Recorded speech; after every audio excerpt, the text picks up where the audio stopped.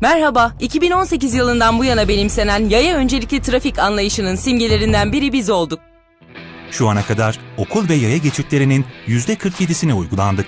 Ancak elbette iş bizimle kalmadı. 2019-2020 yılları yaya öncelikli trafik yılı ilan edildi. 3,5 milyon sürücü ve yayaya eğitimler verildi. Öncelik hayatın, öncelik yayının sloganıyla trafik kampanyası başlatıldı. Tüm kolluk görevlilerine yaya önceliği konusunda denetim yetkisi verildi. Söz konusu can kaybıysa çok büyük bir sayı. Bu temelden hareketle kanunların ve sürekli denetimlerin de etkisiyle 2019'da 212, 2020'de 304, toplamda 516 daha az yaya can kaybı yaşandı. Kurallara uyan, dikkatli yaya ve sürücülerimize teşekkür ediyoruz. Trafikte 0 can kaybı hedefine hep birlikte ilerlemeye devam edeceğiz. Yayalar kırmızı çizgimiz.